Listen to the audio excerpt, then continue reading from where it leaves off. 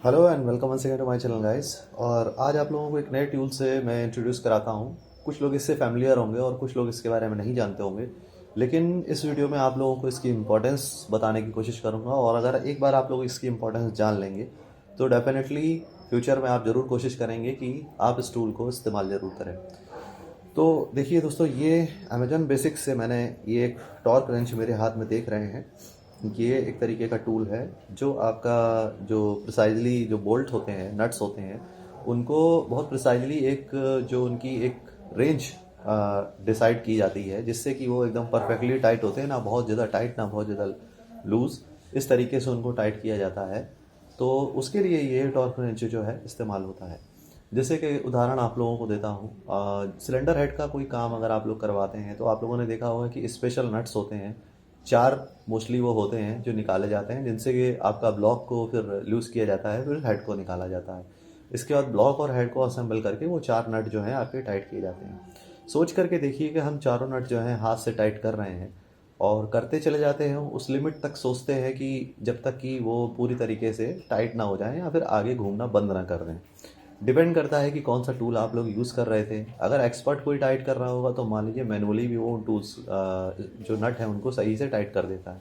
लेकिन अगर मान लीजिए कोई एक्सपर्ट नहीं है, कोई न्यू आपका पर्सन है, मैकेनिक है, नया जिसने काम सीखा है और नया कोई टेक्नीशियन है उस चीज़ में काम कर रहा है, उसने सही टूल को वहाँ पर यूज़ नहीं किया तो या तो वो नट ढीले हो जाएंगे वक्त के साथ साथ और ऑयल वगैरह लीकेज सीपेज करने लग जाएगा, या बहुत ज़्यादा टाइट हो जाएंगे। तो उस कंडीशन में उस चीज़ से बचने के लिए ये टूल आपका इस्तेमाल किया जाता है। अब इसका काम क्या होता है, एक उदाहरण आप लोगों को देता हूँ। जैसे मेरी हंक बाइक है, आप सभी लोग जानते हैं। जब इसके सिलेंडर हेड के स्पेशल नट जो हैं उनको टाइट किया जाता है तो उनकी जो टॉर्क वैल्यू है आपकी, वो करीब होती है 34 न्यूटन मीटर के आसपास। आपकी एक बोल्ट जो होता है उसकी टॉर्क वैल्यू होती है। सपोज करिए मैंने इस टॉर्क रेंच से वो चारों बोल्ट टाइट कर दिए, तो वो 34 न्यूटन मीटर पे यानी कि बिल्कुल बराबर वो टाइट होंगे। और ये कैसे डिसाइड होता है ये भी आप लोगों को बताऊंगा कि वैल्यू जो होती है चारों के लिए बराबर हो। तो और उनको मैनुअली एक पर्सन ने टाइट किया, तो कोई नट ज़्यादा टाइट होगा, कोई ज़्यादा लूज़, थोड़ा सा उससे कम टाइट होगा। वक्त आने पर क्या होगा कि उनके टाइट या लूज़ होने से एक जो नट जो ज़्यादा टाइट था वो मान लीजिए अपनी जगह है, लेकिन जो कंपेयर में उसके सामने जो वाला नट है आपका बोल्ट है वो थोड़ा लूज़ है, तो डेफिनेटली दूसरे वाले के कंपैरिजन में वो पहले से ही लूज़ है तो वो ढीला होना शुरू हो जाएगा। वहीं पर क्या होता है कि ऑयल आपका लीक करने लग जाता है, या फिर मान लीजिए कंप्रेशन मिसिंग की समस्या आती है, या अदर कोई इश्यू हो सकता है। और वर्स्ट कंडीशन में एक काम और हो सकता है कि जो सिलेंडर हेड है उसकी जो सरफेस है, मीटिंग सरफेस जो होती है, जो आपका ब्लॉक से बिल्कुल बराबर में मैच करके लगाई जाती है, जिसके बीच में पैकिंग लगती है, हो सकता है वो सरफेस अनइवन हो जाए। यानी एक तरफ का, अगर वैसी देसी भाषा में बोलें तो बोला जाता है कि एक तरफ का जो साइड वाला हिस्सा होता है वो ऐंठ जाता है, यानी कि ऊंचा नीचा हो जाता है। तो उस कंडीशन में आप वहाँ कुछ नहीं कर सकते सिवाय उस सिलेंडर हेड को चेंज कराने के, और कोई रास्ता आपके पास नहीं बचता है। तो वहाँ पर ये टूल बड़ा काम आता है। अब इस टूल के बारे में और आप लोगों को बताता हूँ। देखिए आप लोग देख सकते हैं यहाँ पे आपको दो वैल्यू यहाँ दिख रही हैं।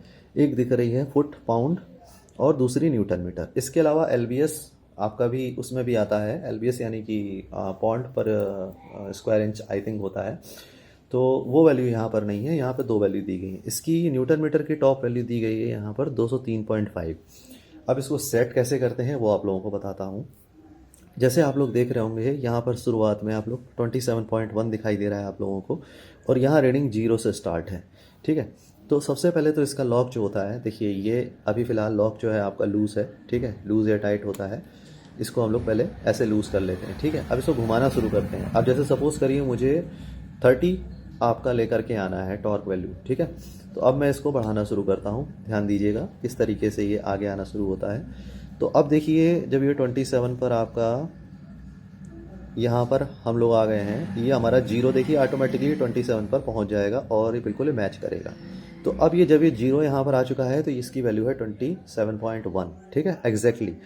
अब जब इसको हम और आगे बढ़ाएंगे तो ये हो गई आपकी 29.1। ठीक है, इसके बाद 4 जब आगे बढ़ाएंगे तो ये हो गई आपकी 31 के आसपास ये वैल्यू आपकी आ जाती है। और जिस हिसाब से जितना जितना बढ़ाते जाएंगे 2-2 यूनिट, उस हिसाब से बढ़ करके ये आपका बढ़ता चला जाएगा। इस तरह से आपको टॉर्क वैल्यू अपनी जो है वो सेट करनी है। एक एक यूनिट जो जो आप बढ़ाते जाएंगे वो आपका बढ़ता चला जाएगा उसी हिसाब से, मतलब जैसे 0 से 10 तक आपकी पूरी 10 यूनिट जो है वो कवर हो जाएंगी। जैसे 10 यूनिट कवर कर देंगे, अगर आप 0 से नेक्स्ट 0 आ जाएगा तो जो वैल्यू थी उसमें 10 आप ऐड कर दीजिए, वो आपकी नेक्स्ट वैल्यू जो है वो हो जाएगी। इसके बाद जो लॉक आपने लूज़ किया था इसको वापस आपको यहाँ पर टाइट कर देना है वापस से। और कैसे पता चलेगा कि आपका बोल्ट है या नट है वो पूरी तरीके से टाइट हो चुका है? जब इससे आप लोग इस तरीके से इसको टाइट करेंगे तो ये जिस टॉर्क वैल्यू पे सेट किया गया है उस टॉर्क वैल्यू के आने के बाद ही ऑटोमेटिकली टाइट करना बंद कर देगा और एक हल्की क्लिक की आवाज़ आप लोगों को सुनाई देती है यहाँ पर।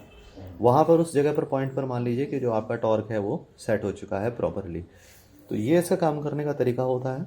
और अगर आप लोगों को मान लीजिए किसी बोल्ट या किसी नट की अगर आप लोगों को वैल्यू नहीं पता है और पहले से आपके मैनुअल में नहीं दी गई है या नहीं पता है, तो नट का टाइप देख करके उसमें देखिए उसकी वैल्यू लिखी होती है नट में ऊपर की तरफ जो होता है, आप देखेंगे अगर तो इंग्रेव होती है उसका जो टाइप होता है उस टाइप को आप गूगल पर सर्च करके देख सकते हैं कि उसकी टॉर्क वैल्यू आपको कितनी रखनी है। उस हिसाब से इस टॉर्क वैल्यू में सेट करके इससे सेट करिए और डेफिनेटली ये बहुत काम की चीज़ है, बहुत काम का टूल है। और हमेशा तो आप इसको यूज़ नहीं कर सकते हैं, लेकिन हाँ मेरा सजेशन है इंजन का अगर कोई काम आप करवा रहे हैं या फिर मान करके चलिए कैलिपर वगैरह डिस्क ब्रेक असेंबली कार्स वगैरह में अगर आप करवा रहे हैं तो ये टॉर्क रेंच आपके पास ज़रूर होना चाहिए या फिर आपको ज़रूर मैकेनिक से कहना चाहिए कि वो इसको यूज़ करें। दूसरी चीज़ ये है कि ये टॉर्क रेंच अक्सर देखिए बहुत महंगे आते हैं, है ना, और इनकी मतलब कॉस्ट मान करके चलिए कि अगर इतना बड़ा टॉर्क रेंच अगर आप लेंगे तो शायद 8 से 10 हज़ार रुपये तक आपका आ सकता है और मिनिमम शुरुआती 4 या 5 हज़ार रुपये से होती है। इस मामले में अमेजॉन बेसिक्स ने एक बहुत बढ़िया काम किया है कि ये टॉर्क रेंच जो इन्होंने निकाला है ये बहुत ही अफोर्डेबल है। मात्र 2,000 रुपये के अंदर का ये टॉर्क रेंच है और जिसकी एक वैल्यू आपकी 10 न्यूटन मीटर से शुरू होकर के सीधे सीधे आपकी अगर देखा जाए तो जाती है 200 से ऊपर न्यूटन मीटर तक चली जाती है, यानी मोस्टली रेंज को ये कवर कर लेता है। बहुत ही हैंडी है, बहुत ही स्लीक बढ़िया डिज़ाइन है और इसकी केसिंग आप लोग देख सकते हैं, एक अच्छी मतलब प्रोटेक्टिव केसिंग में ये आता है। यहाँ पर देखिए कितनी बढ़िया केसिंग है इसकी। तो उस हिसाब से अगर देखा जाए तो 2,000 रुपये में ये कुछ भी नहीं है, बहुत ही बढ़िया चीज़ है। और देखिए डिज़ाइन कितना स्लीक और कितना बढ़िया उन्होंने बनाया हुआ है। इस तरह के टॉर्क रेंच अगर आप मार्केट में ढूंढने जाएंगे तो जल्दी आपको मिलेंगे नहीं, तो इसको ज़रूर लेने में कोई आपका नुकसान नहीं है, फ़ायदा ही है। अगर आप रेगुलर अपनी गाड़ी चलाते हैं, मेंटेन करते हैं, तो ये मत सोचिए कि ये बिना बात आप पैसे डालेंगे, ये ज़रूर काम आने वाली चीज़ है और भविष्य में आपके पैसे ये बचा सकता है। अगर आप एक ट्रू राइडर हैं ये चीज़ें आपके पास ज़रूर होनी चाहिए। अदरवाइज़ अगर आप सिर्फ काम चलाओगे, एक मशीनरी बस सर्विसिंग करा ली, ऑयल डाला लिया, चला रहे हैं, तो फिर कोई बात ही नहीं, बात नहीं ख़त्म हो जाती है। बट सपोज समझिए कि ये इंस्ट्रूमेंट जो बनाए गए हैं इनका यूज़ क्या है और हमें क्यों यूज़ करना चाहिए। तो होप सो गाइस ये वीडियो आप लोगों को ज़रूर काम का साबित होगा और ये एक नया टूल मैंने सोचा आप लोगों को इंट्रोड्यूस करा दूँ इसको आज। तो होप सो ये आप लोगों के काम आएगा। मिलते हैं नेक्स्ट वीडियो में guys, see you, stay in touch, bye.